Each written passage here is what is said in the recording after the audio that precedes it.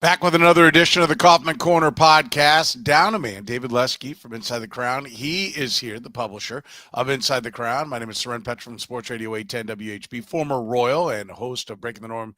Les Norman is out and about, will not be with us, but we will still cover some Royals baseball with you right now here on the Kaufman Corner podcast. Are the Royals done? Fangraphs, I think, has them around 7% to make the playoffs. We'll dive in. Is that an accurate number?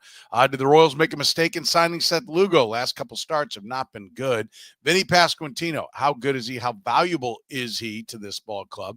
What should the Royals do with Cole Ragans now? They're trying to get him back and ready to go, but if they're out of it, should he pitch at all? Michael Lorenzen coming back to the rotation. How good is Ryan Bergert? How's the roster going to deal with some other IL returns? Michael Massey, Mark Canha, Jack Caglione, they appear to be getting ready very soon. The bullpen, how to handle that. There have been some issues there. Obviously, some injuries there as well. Also take a look at some of the minor league pitching, right? David Shields has pitched very well. Always a good sign for the Royals. We talk about it right here, right now on the Kaufman Corner podcast. You're listening to the Kaufman Corner Podcast, the most in-depth analysis of the Kansas City Royals, breaking down the Royals like no one else can. Kaufman Corner is hosted by David Lesky, Les Norman, and Soren Petro. David Lesky is an accomplished author and the publisher of the Inside the Crown Royals baseball newsletter. Les Norman is a former Royals outfielder. He's the host of Breaking the Norm with Les Norman on Sports Radio 810 WHB, as well as the author of Teaching the Tools of Hitting. Soren is the award-winning afternoon drive host of the program on Sports Radio 810 WHB in Kansas City. Kaufman Corner is proudly brought to you by David Starnes Allstate Insurance, covering all the important things in your world. Home, business, life, and even the fun stuff as well. Motorcycle, boat, ATV, you name it, get with Dave and he'll have you covered. Give Dave and his crew a call at 816-781-7331. Visit them online or stop into any of their locations, including North Kansas City, Liberty, and Branson, Missouri. Don't put those insurance needs off any longer. Get with Dave today. He'll give you peace of mind for the things in your life most important to you. Now, here are your hosts, David Lesky, Les Norman, and Soren Petro.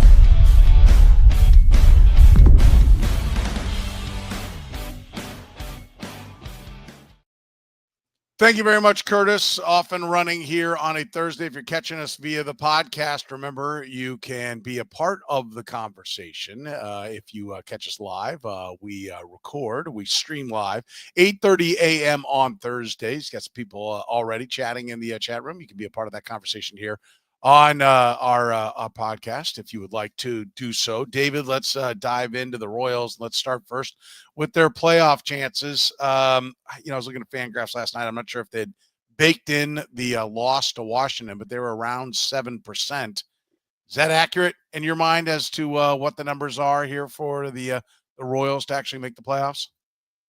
Yeah, I mean, that checks out. I'm looking right now just to see. It's 6.8%. So, yeah, I think that was updated already. Yeah, I mean, they're a game under 500. They're not in a great spot. I mean, they could be worse. You know, they're what are they? 4 games out of the wild card still. Yep. So it helps. It helps that the Yankees aren't playing well. The Rangers are not playing well. The Guardians are playing well, but I still don't buy them. I don't know. I feel like. I don't want to buy them. I'm with you. I do not want to buy the Guardians, but they just will not go away. There is something about that team. There's something about that organization. And I think there's a lot of the Guardians in the Royals as well. I'm sure there are people, the Royals aren't at the top. They're not fighting right for it. So I don't know that anyone's really, when you're sub 500, I always have an opinion. We talk about the Royals, like a contender because they're the team we cover and root for and do all that stuff. But I kind of have a rule of thumb when I look at a playoff perspective. If you're not above 500, I'm not looking at you. You haven't proven good enough to be in the fight. So if I were looking at the Royals from an outside perspective, I would not consider them a threat, right? Because if you can't play above 500 ball, I mean, we did have an 80 and 82 Cardinal team make the playoffs when that, or did they get to 82? No, or what it was. They were. I mean, it's been that. I think it's happened. The Padres did it once. Padres, that's who it was. Yeah. Yeah. Cardinals had a low win total. Had They're like 83 and 79 when they won the World Series. won the World Series, right? That's what they're I think. The Padres made it. I mean, so Yeah. it does happen, but basically that's just a complete anomaly. If you're not good enough to be above 500, you're not good enough to get in the playoffs. And so that's why it's been important to me lately for them to get above 500, stay above it, get 2-3 above so that every loss doesn't dip you down. And if you're not, I mean, it just continues to prove. And I've heard some people be like, oh, I think that 7% is low. I don't. I mean, you've gone more than 3/4 of a season and proven to not be a club that can go 500. It's not. But think about what 7% means. It's basically if you run the season 20 times, they make the playoffs once. Yeah. If you're telling me you think the Royals are going to make the playoffs 4 times in a 20 run sample with a 60 and 61 record, I think you're wrong. Yeah. I think you're wrong at 3 times. I think you're wrong at 2. I honestly, 1 might be high, but where the Royals have an advantage, and the advantage will be gone soon enough, is that they have 4 games against Texas, who are they a half game behind them or a full game behind them? Half game behind Texas. So Texas, they could clear Texas in a 4-game series, and they have 4 games against Cleveland. They're 3 games back. Now they're 4 games back of the Yankees, who they don't play and who they don't hold the tiebreaker over. So that hurts. But they do. I think part of their 7% is that, hey, they could overtake them with their own play. It doesn't require them winning and the other team losing in separate games. They can take care of all of it in 1 game. And so I think that's part of it. But you're right. If you're 60 and 61, you are not a playoff contender. You are a team that could make the playoffs, but I don't think you are a playoff contender at this point. And that could change. Go out and sweep the White Sox. Great. Go out and sweep the White Sox and win 3 or 4 against Texas. Okay. I'm in. You're 4 games over, right? Yeah, that's not. You're 4 games over. Okay. You are now a playoff contender, but they've got to take care of business. And to their credit, they took care of business relatively well against the Nationals. They won 2 of 3. You win. If they win every series the rest of the year, I would bet they make the playoffs. I would agree, but it's tough. That's not going to happen, right? No, it's not. And I think if you, sorry to interrupt you, but real quick. No, you're fine. If you look at the personality of this team, Curtis was looking up. They're 40 points win percentage down this year against teams 500 or better, and 40 points down against teams sub 500. They're basically 40 points worse. And if one of those numbers was higher, it would give you the idea, if they were still trending below where they were last year, but like they are just beating the hell out of the bad teams. Okay. Or because last year they actually weren't good enough against the good teams on average to be a playoff team. They had a 480, I think, win percentage, and something like that. 500 teams are better. You basically need to go 500 against good teams and then pound bad teams. That is the formula for almost every playoff team. Nobody dominates the really good teams and then just gets by against the bad teams. It doesn't happen. I mean, it's an obvious, simple. The better teams you're going to have a harder route against, but you pretty much need to be 500. What they had last year was a White Sox team that they pummeled, right? And then they still were, I think, 10 plus games above 500 against the other bad teams when it was all said and done. So they did well against the bad teams, pummeled the White Sox. They were a little bit subpar for a playoff team against the good teams. This year they're down in all those categories, and there's no White Sox. The White Sox are really what's missing from this formula. And so I think it doesn't necessarily mean that this is a worse team, because I think in a lot of ways they're probably a better team if they could get everybody on the field, right? Last year they were incredibly healthy. That hasn't been the case this year. So the fact that they're in the fight still is a positive overall for the organization. But the idea that they're going to win the fight and get into the playoffs, the negative run differential is another thing. Like if you look at the playoff standings, I'm a bigger believer that the Rays have a chance at 59 and 63, 5.5 back, a game and a half behind the Royals, behind the Angels. The metrics will tell you they have a better chance of getting there because they have a plus run differential of plus 43. So you would believe that they could win 2 out of 3 against every team the rest of the way. There's literally no reason to believe that the Royals are going to get there unless you can give me a series of events that are going to happen that are going to change the outlook for the Royals. Yeah, I mean, they've dug themselves a very big hole. And every time they don't win a game that you think they should, Sunday against the Twins, yesterday against the Nationals, I bristle a little bit. They never led yesterday's game. Can it really be a bad loss if you never had a lead? I think that's maybe a fair question to ask. But every time you lose one of those games that you think you should win, you've got to make it up somewhere else. And they already were having to make up elsewhere because of starting. They were 40-47 at one point, which is impressive that they're 60-61. That's 20-14. It's a really good stretch of baseball. You have a 20-14 stretch every 34 games. Again, you're making the playoffs, but they dug themselves such a hole that this 20-14 stretch probably needed to be 23-11 to really be in a good spot. And so, yeah, I think that it's not over. I mean, I think 7% is probably about right, because that means that there are paths to get there, but eventually the calendar runs out too. You're fighting the calendar, you're fighting the teams you're playing, you're fighting yourself from earlier in the year, and you're fighting the calendar. And with 41 games left, the calendar has not won. But it's like the seventh, if you want to take baseball terms, it's like the seventh inning. It's getting close. You got to start making that comeback right now. Yeah.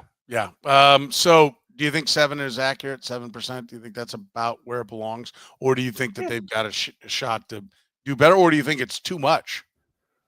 No, I think it's about right. Like I said, if you run the season 20 times, I think they make the playoffs once in this stretch. I think that you get, and we'll talk about Seth Lugo a little bit, but you get Seth Lugo going, Michael Walker's pitching well, Noah Cameron's pitched well, you get Cole Ragans back, we'll talk about him too.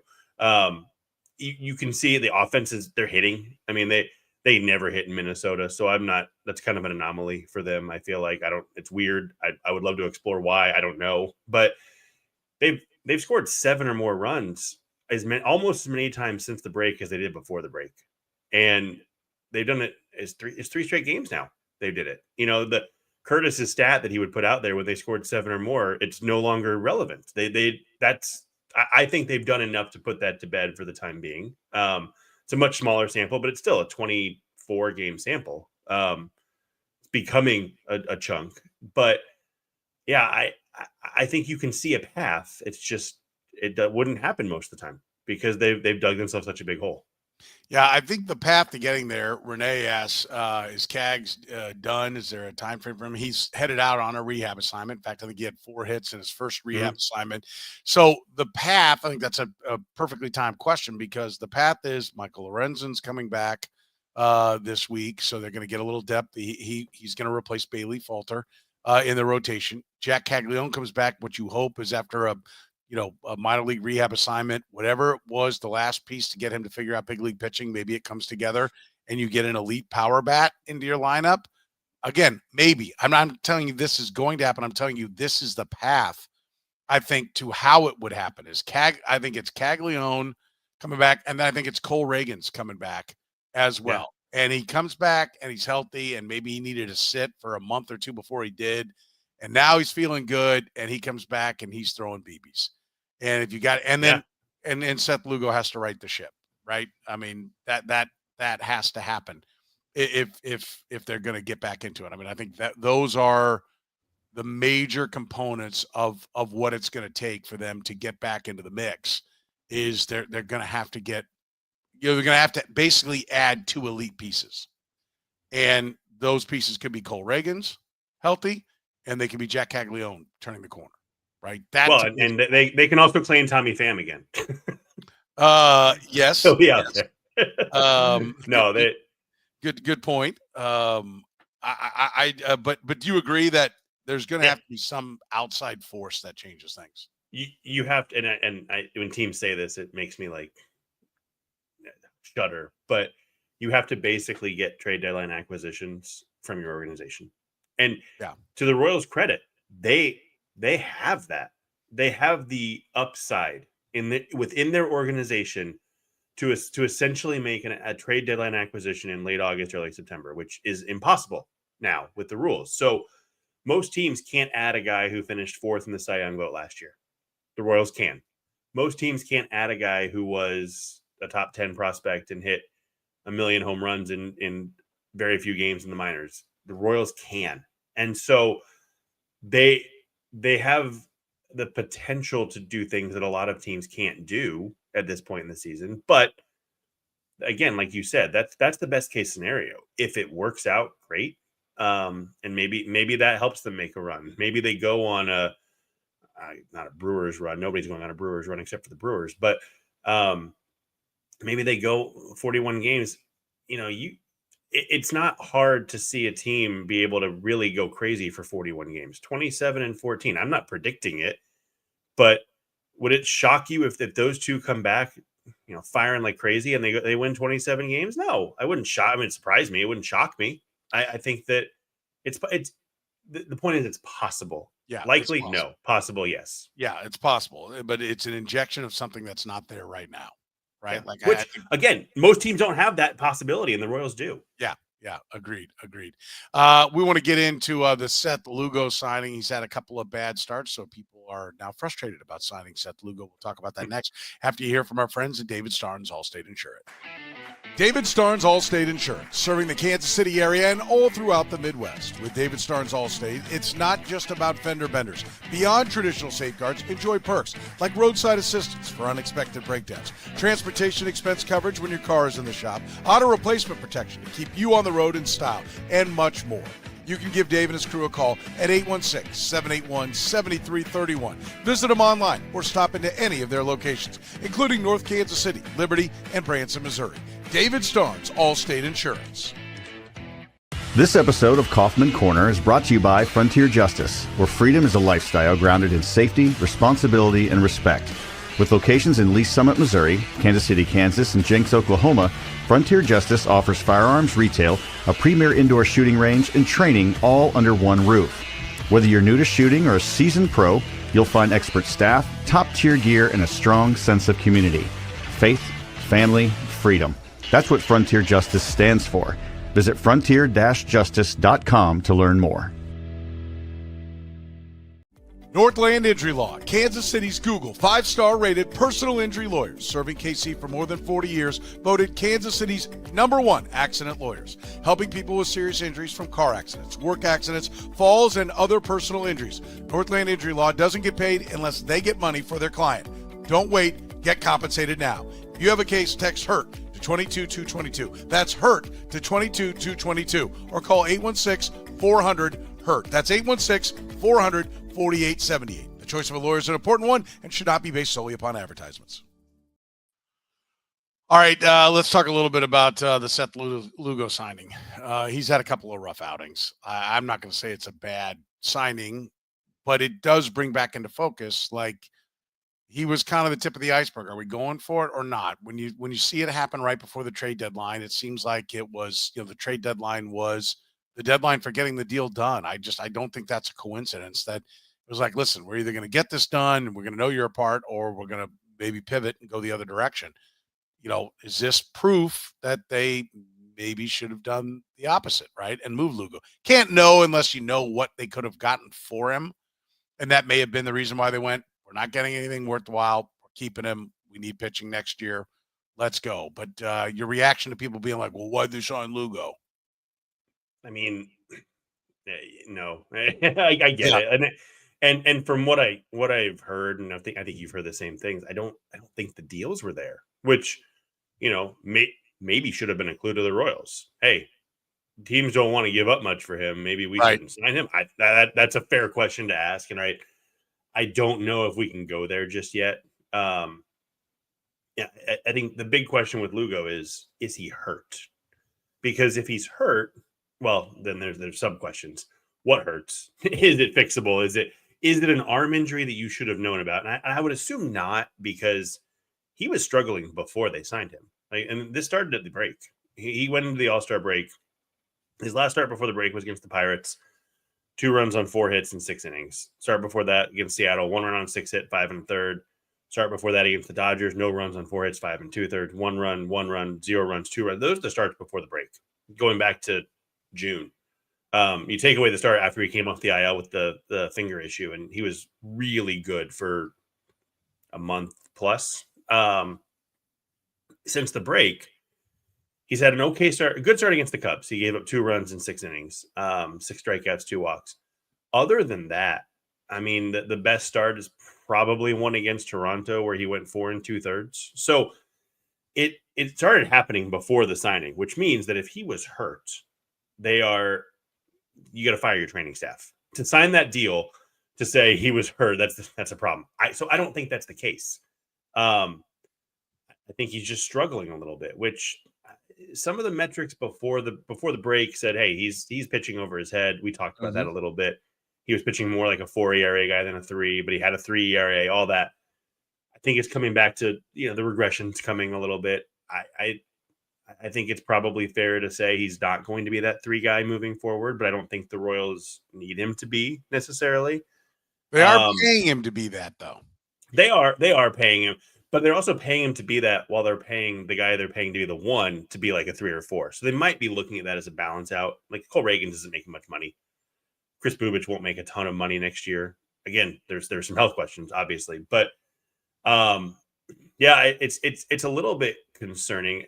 To me, the big issue, and this is where I think it's probably mechanical more than anything, is it feels like command and location, which is his calling card. And one thing I looked up his extension on not the contract extension, but the extension of his arm when he throws, because it seems like everything has been much like tailing arm side.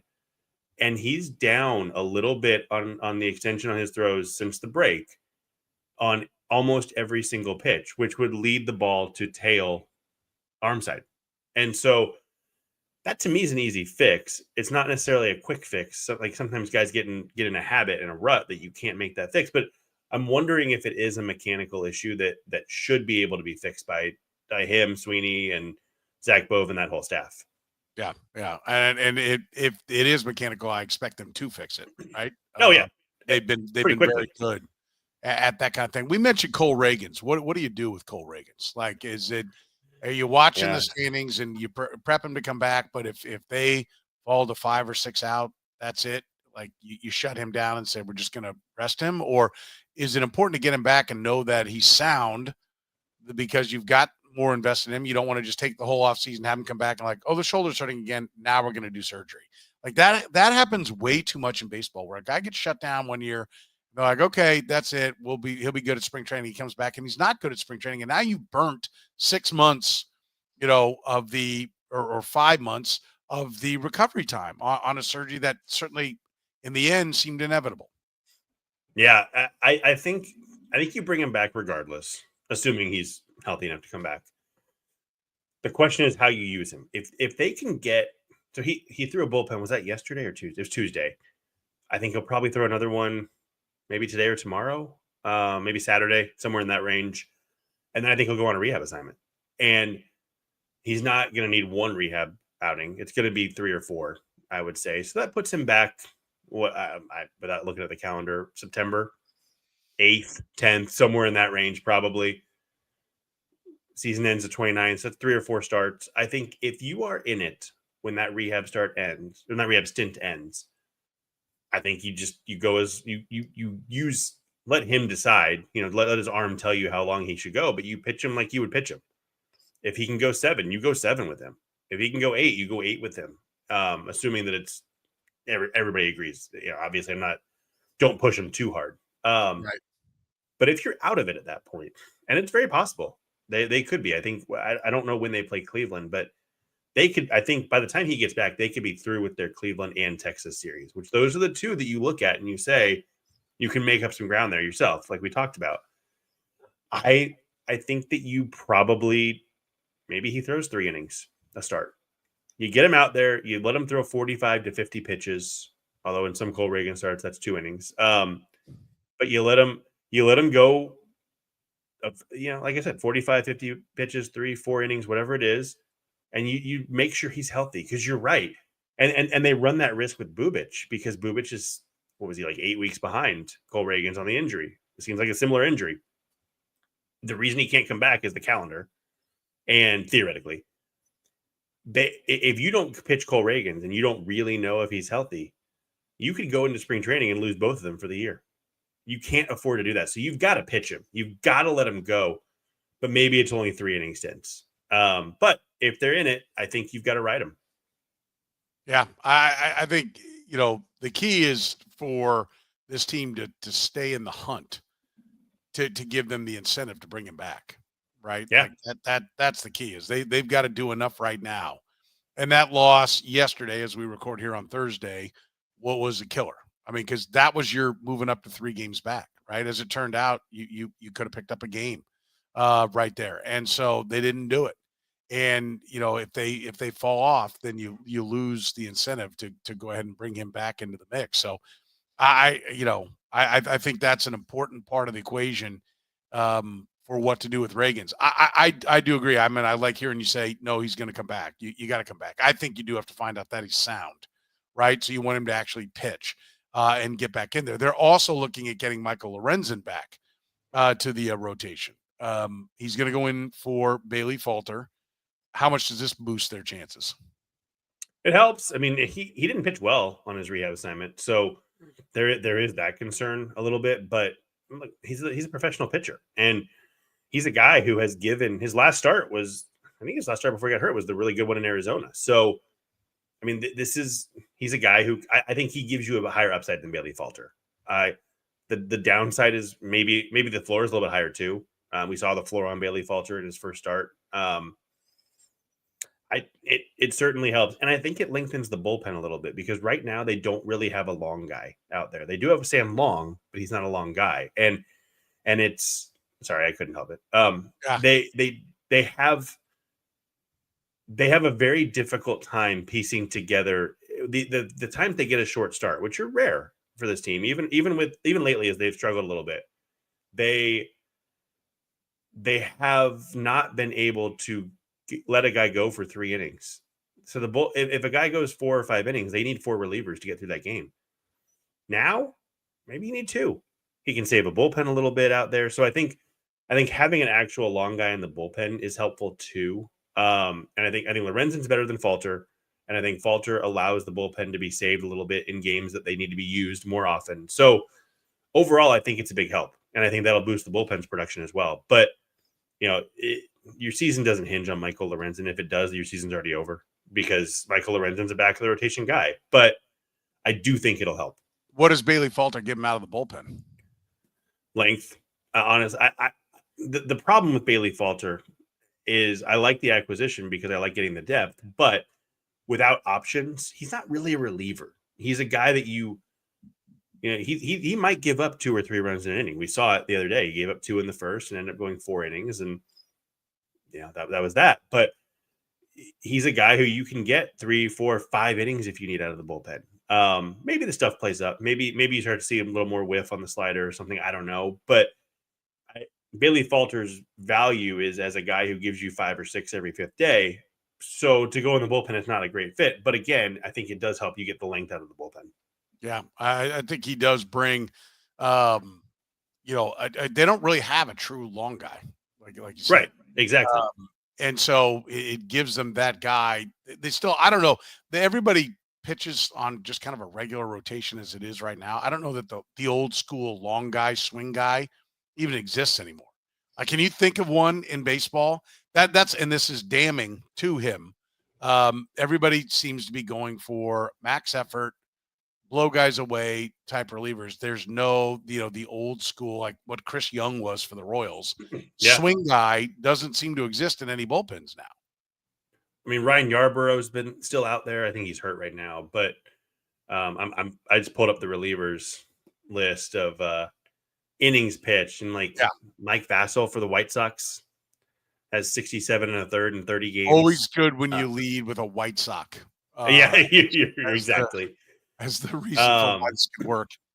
Right. That's not ideal. The Dodgers have kind of done it a little bit, but that's by necessity. They've got a few guys who like Ben Kasparius has pitched a lot out of the bullpen, 60 innings and 34 relief outings. So that's Dodgers is better than White Sox, right? That's a good one.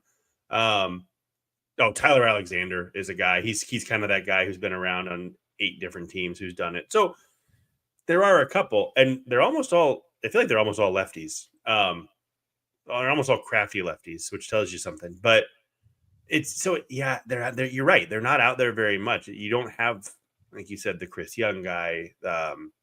Royals have had a few over the years, partially because they used to get a lot of 2 and 3 inning starts, so they had to have them. But yeah, there's not a lot out there. But again, there are times we've seen this with the Royals. They've gotten a short start, and you get, okay, the 5th is Taylor Clark, the 6th is Angel Serpa, the 7th is whoever, Steven Cruz, he's out, whatever. The 8th is Lucas Ersteg, and like they always say, every time that bullpen door opens, you run the risk that guy doesn't have it. And if you have to open that bullpen door less, maybe it gives you a chance to come back. I don't know. I see the value in it, but you're right. A lot of teams don't use it. Yeah. It's depth, right? They've got that, which is more about the long haul, and now they're sprinting. So, I think it will be interesting to see how he figures more into next year's plan than he does the next 40 games. But Agreed. you got but he doesn't have options. So what do? You got to put him in the bullpen. Exactly. You got to find a place for him. All right. We want to get into how good Ryan Bergert is. We'll talk about the bullpen as well. Some guys coming back from the IL after you hear from our friends from Greenlight. Greenlight Dispensary, voted Kansas City's best dispensary and your go-to for quick, convenient service. With 4 locations across the Kansas City area, we're never far away. Our drive-through and express windows make it easy to get in, get out, and get on with your day. Our award-winning service is powered by a team of experts dedicated to making your experience seamless and enjoyable. It's no wonder we've been voted the best. Convenient locations, fast service, knowledgeable staff. That's the Greenlight difference. Visit us today. David Starnes Allstate Insurance. Elevate your coverage, elevate your confidence, and drive worry-free. Covering all the important things in your world. Home, business, life, and even the fun stuff, as well as your motorcycle, boat, ATV, and you name it. Get with Dave, and he'll get you covered. You can give Dave and his crew a call at 816-781-7331. Visit them online or stop into any of their locations, North Kansas City, Liberty, and Branson, Missouri. Don't put those insurance needs off any longer. Get with Dave today. He'll give you peace of mind for the things in your life most important to you. David Starnes, Allstate Insurance. All right, let's talk about Ryan Bergert. The stuff, that's the thing that I saw when he was traded, and we touched on it. Like, the stuff said he was better than the little bit of big league time we've seen, maybe even better than what his minor league numbers indicated. Most people were talking about him being a 4 or 5. The stuff was, a lot of his pitches were well above average. They were in the 113s, if 100 being, your average big leaguer, they were above it. I mean, so this isn't stunning, I would think. And they've done some tweaks, right? And you kind of touched on this. The changeup is slower and got more drop. He's got more of a vertical break as well, as opposed to horizontal. How good is he now? Like, where are we putting what he is and what he can be now? Well, I think that the only thing that, not the only thing, one of the things that holds him back, he's not a high velocity guy. And those guys are the guys who become true aces. We've seen the Royals do really well with guys who throw 92, 93, 94, which also crazy that 92 to 94 is not high velocity. I mean, I'm not 70, but I remember watching games going, why don't the Royals have anybody who can throw 94 miles per hour? And now everybody does. So side note. But that will hold him back a little bit. But what they're so good at is fixing the secondary pitches. And also I think they do a really good job with like the movement on fastballs. Chris Bubich has gotten so much better. That's partially Chris Bubich, partially the Royals coaching staff.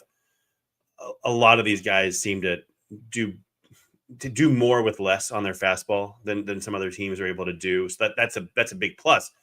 But the sweeper, I think that they have identified that as a pitch that he can land for a called strike. And that's a really important pitch. Cole Ragans has the curveball, the knuckle curve. He lands that for called strikes. He gets some whiff on it, and Bergert gets some whiff on his sweeper. But that gets him at 0-1 or 1-2, or it gets him to a spot where he can get to a pitcher's count. And that's been huge. The slider's been really good. You mentioned the changeup. I wrote about that on whatever day he pitched. I guess it was Sunday, so Monday. It's a different looking pitch. His spin rate is down on it, which everybody sees that and goes, "Oh, that's a problem." No, spin rate's good if it's low or high. It's the middle ground that's like everybody has that. So his spin rate on his slider, and this is getting real nerdy, but average or on his changeup is average about 1,400 revolutions per minute. That's huge because he was at like 16 or 1,700 with the Padres in that kind of gray middle ground. Dropping that down has been really big for him, and it's made his changeup much better. Got a 50% whiff rate on it with the Royals. It's 2 starts. The sample is tiny, but I see a guy who I don't think you're talking 1 or 2, but I see a 3. I 100% see a 3 starter in him. And if he's not, the floor is, I think, higher than we thought it might be too. So even if he's a 4 or a 5, that you get a cheap 4 or 5 who can put up the type of game that he put up the other day. Yeah, that's great. I think you love that.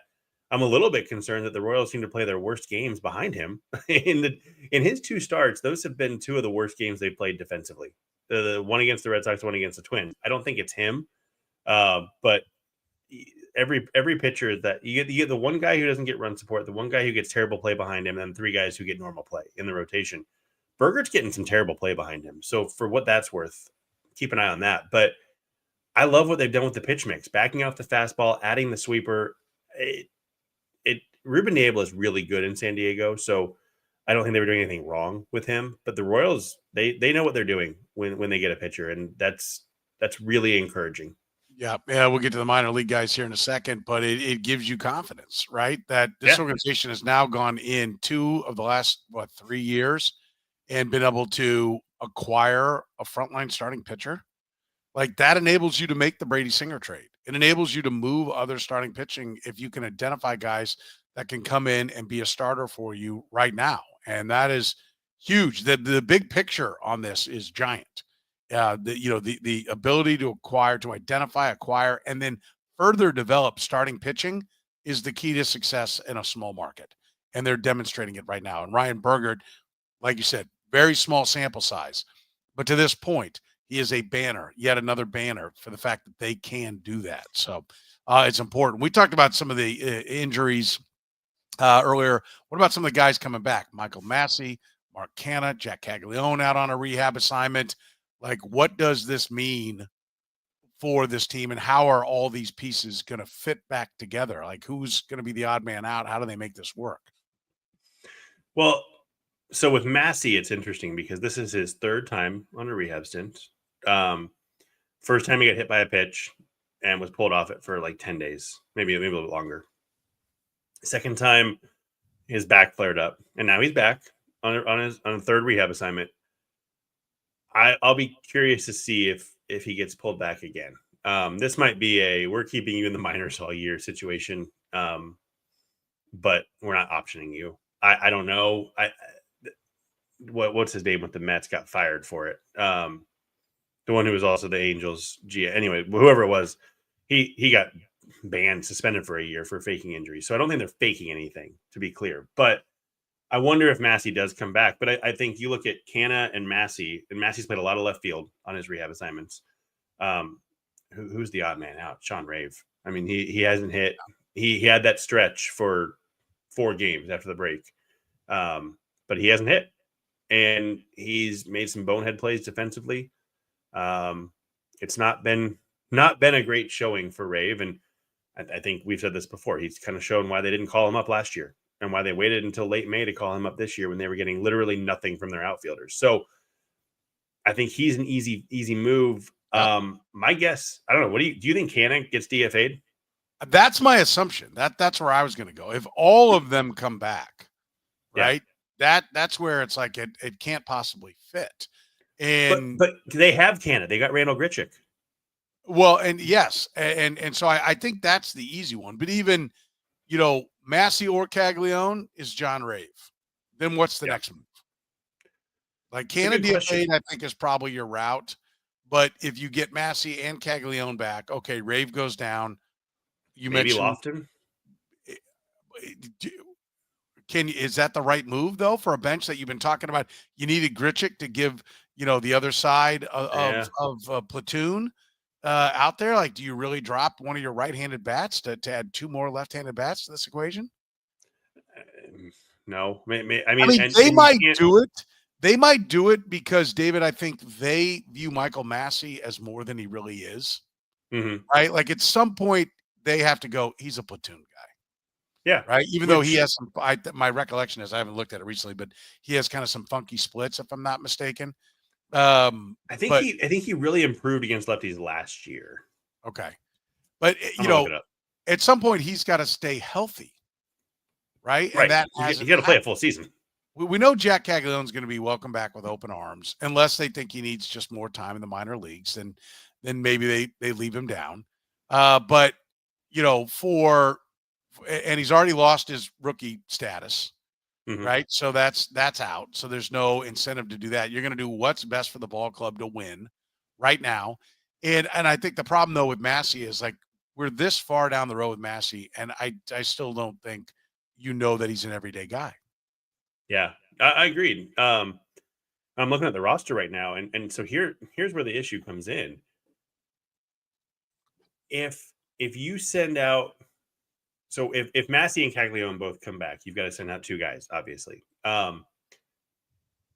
You look at you're not sending out Luke Maley because you need a backup catcher, although they haven't played him very much. Maybe they don't need a backup catcher. Maybe they're just going to ride Salvador Perez into the ground and ground him to nubs. But you're not sending out Frazier, not Garcia, not India, not Pasquantino, not Witt, not Grichuk, not Isbell, not Yastrzemski. So that leaves Nick Lofton, John Rave, and Tyler Tolbert. If you maybe they don't care. Maybe they're going to play Kyle Isbell every single day the rest of the season. But if you send down Tyler Tolbert, you don't have anybody. Tolbert or Rave are the two who play center field. You don't have anybody else to play center field. And Kyle Isbell has pretty clearly been shielded from lefties. You want to talk about why he's had such a great season? Not great, a good season. Not even good. Solid season offensively. It's because he's not hitting against lefties. He's terrible against lefties. And I think he's being used correctly. So to have a guy who can play center field for him against a left-handed starter is huge. If you send down both those guys, you don't have anybody. Because your other option is Mike Yastrzemski, who should also never face a lefty. And he hasn't yet with the Royals. They know that. They're well aware. So it becomes an issue of, okay, how do you handle this?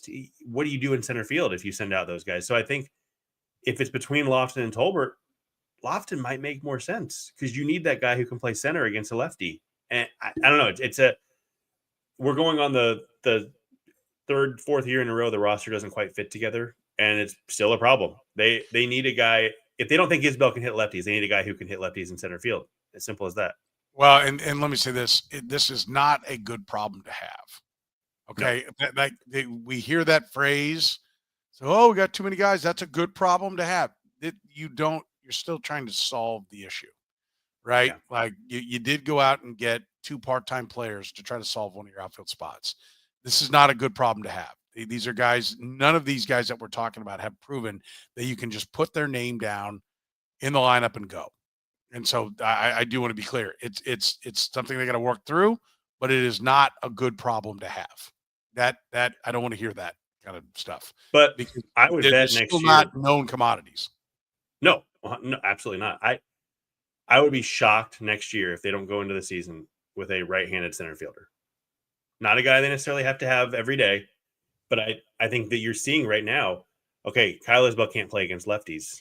And who do we have? Tyler Tolbert. He's not good enough.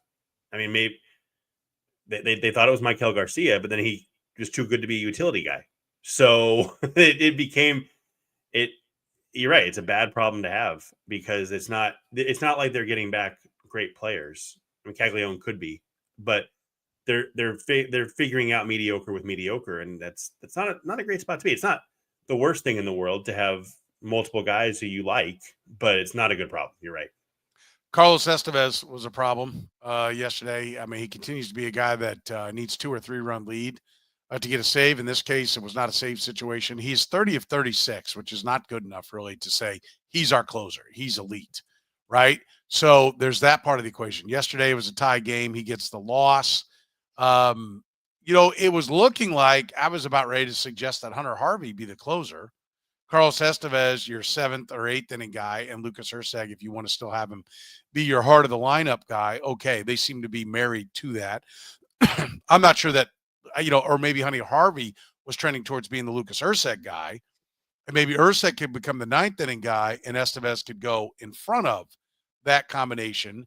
How do you handle the bullpen coming down the stretch? Is it like, this is what you got, you're stuck with it, just grin and bear it? He's going to get most of them, but not really the amount you need? Or is there an adjustment they can make to the back of that pen? Well, with Hunter Harvey out, you're right. It makes it difficult. I think it's funny with Estevez because I think he got way more hate when he didn't deserve it and way less now when he's actually pitching poorly. People, maybe it's Chiefs syndrome. People have tuned out a little bit, but the thing about Estevez, he is a fine closer. And I don't mean like, oh, he's a fine closer. No, he's fine. On a scale of bad to good, he's fine. And that's okay. Teams win with fine closers. They don't win World Series generally. But I don't think anybody sees this team as a World Series team right now. It would be great to do better. Erceg has not been a lot better. He's been better lately, but Erceg's had his hiccups. He's been more good than great. On that bad to great scale, he's above fine, but he's not great. Hunter Harvey was great when he pitched. There are issues, obviously, he couldn't go 2 days in a row, but I don't know what the answer is because your bullpen right now, I mean, look, Luinder Avila looked really good in his inning. I don't think you can thrust him into a setup role. They're missing Steven Cruz, who looked really good before he got hurt. Taylor Clark is who he is. I think Taylor Clark is interesting because he either looks like Mariano Rivera or oh my God, I had a good name and I totally lost it. The closer they got from the Philly, Jonathan. No, the one they got, Ricky Metallico. It's one of the one. Yeah, he's there's no in between with Taylor Clark. It's not like, oh, he won an inning, gave up a hit and a walk and no runs. No, it's either perfect inning or 3 runs. I'm just looking at the bullpen right now. Sam Long, no. Daniel Lynch, no. John Schreiber, no. Angel Serpa, no. They don't have the elite arm. They thought they had it with Erceg. They thought they had it with Harvey. None of those guys have been elite. The bullpen's, I think Matt Quatrero's done an excellent job with the bullpen to get as much out of that group as he has. Matt Quatrero, Brian Sweeney, Zach Bove, that whole group. I don't know what the answer is, though, because Carlos Estevez has not been good enough lately. I think you just have to hope he gets back on a run. And hope is not a great strategy, but it's what they have right now. Because, again, you can't add. You can't add right now. There's nobody you can trade for because they took away that second deadline. And where the Royals do have guys coming back who can help in the starting rotation and the offense who could be elite ads, they don't have that in the bullpen. The only other option, this is kind of interesting, if you say, we don't think Cole Ragans can hold up as a starter. Maybe that's where you try it. I don't know, but I don't know that I'd thrust a guy with a shoulder injury into that in September. I think you might lean into that a little bit differently, but who I don't see a great option there. Which they can still win games with this bullpen. They have won games with this bullpen, but they're piecing it together. Yeah, they are. And it's another reason why, like, last year, everything went their way. They got there. This year, nothing's going their way, it seems like. And they're still in the fight. I do want to be clear. This is not a clown show. We used to talk about a dumpster fire or a clown car, like I think it was Cam who dubbed him a clown car. That's not what this is. This is a professional organization that's dealing with adversity and staying in the fight. I do want to be clear. This year is still a positive for the overall arrow of the organization. It is not plateaued. It is still pointing up. There are still things that have been positives, like finding Ryan Bergert again, like getting another starting pitcher, the moves that they make, trading a catcher depth for stuff that you need, as opposed to bringing him up and bringing up catcher depth and making him an outfielder. See MJ Melendez, right? So it is like we talk about the bullpen and the things are missing, but there's not a villain here, right? It's not dumbass JJ, dumbass Quatrero. No, this is it. They're dealing with attrition, and this is why the Rays, who have been, I think, the smartest organization, getting the most out of the least for the longest time, had an 18-year run where 13 times they made the playoffs. That's a tremendous success. They didn't go 18 for 18. They made it 13 out of 18. And that's what I think you can expect for this Royals team. Well, One team I want to point to real quick. Everybody talks about, oh, they got to be Cleveland. They're going to be more like Cleveland. Let me give you Cleveland's win totals. 35 in 2020. So that's, I don't know, 90 wins, I don't even 98 remember wins. how many they played. 60. So 98 wins, whatever it is. Okay. 80, 92, 76, 92. This year they're over 500. They were 8 games under at one point too. They've gone back and forth.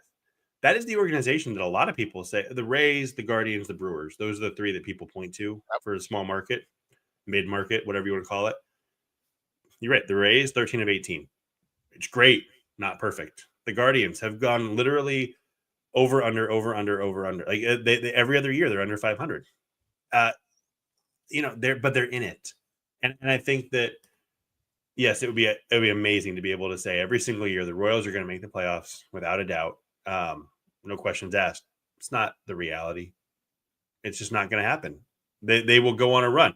The Brewers, talk about them. They've been on since 2018. They've made the playoffs 6 of 7 years, and they're going to this year. So it's going to be 7 of 8. That's huge. The one year they didn't, they won 86 games.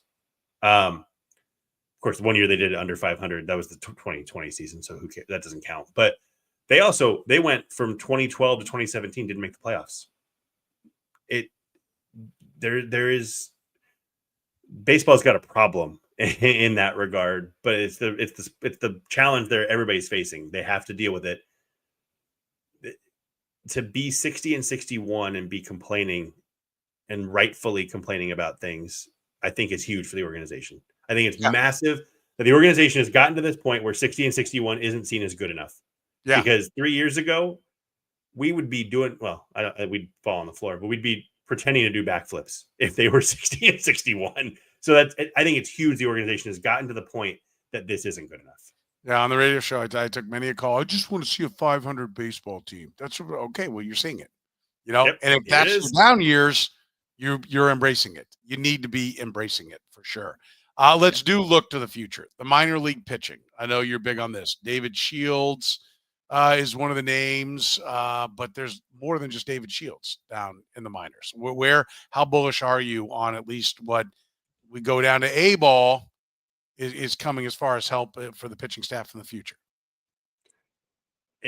What we've seen, David Shields has an ERA like it's 1.56, I want to say 1.58, like 11 walks and 57 innings or something like that. I'm pulling it up. I can't remember. At 18 years old.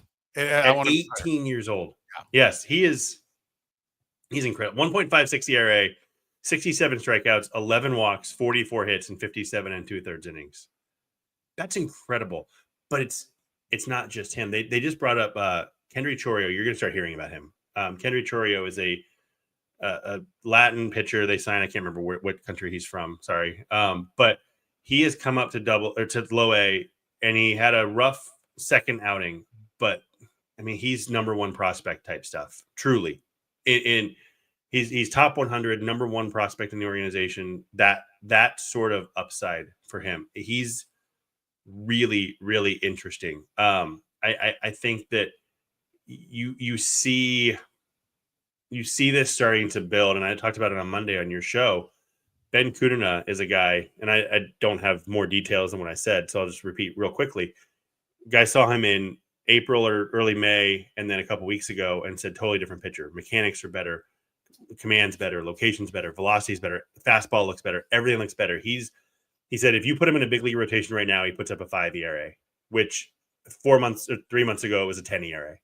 And if you put a double-A pitcher in a big league rotation and put up a 5 ERA, that's a really good pitching prospect. I think that it's important that we understand they have really figured out pitching. Drew Beam is a guy, he's in high A. He's not an ace. He's, you're Ryan Bergert type of, you're going to get a 3 out of him with a floor of a 5. That's huge. They have a ton of pitching depth coming. It's not at AAA yet. And that's why they had to go out and sign Rich Hill, Dallas Keuchel. That's why they made the trades for 3 pitchers with years of control. But it's coming. I continue to talk to people outside the organization who say the Royals are in a phenomenal place. There was one guy, I can't remember what, he used to be with the Rangers, and I don't know where he is now. Still in baseball. He's going, all of baseball is talking about the Royals have figured out pitching, and you're in trouble. Like it's huge. This is a really, really big step for an organization. They need to figure out hitting, but it seems like they've figured out pitching to some extent. And the good news is we always talked about, you see it in the minors, you got to see it in the big leagues. Noah Cameron, he's come up and he's pitched like a 1 or a 2. I still think he's a 3 or a 4. Which is again okay. They're starting to get those guys to the big leagues. Steven Cruz was a really good big league reliever before he got hurt. They've done a lot of really great things pitching, and that's not to just totally throw praise on an organization that has one winning season since 2015 or whatever. But there are a lot of really good things happening, at least on the pitching side in the minor leagues. Yeah, and that is huge. And that's like we talked about. That's going to be the lifeblood of any small market. You said small or mid-market. Tampa should be mid or better market. They just don't know what to do. I mean, lumping them in with Kansas City and Milwaukee are small markets. Yeah, I always say Cincinnati, Cleveland, yeah. Yeah, and when the Twins get thrown in there, even to some degree Cleveland, but like Minneapolis is like market 14. Right. You know, like it is they're a small market team. No, they're not.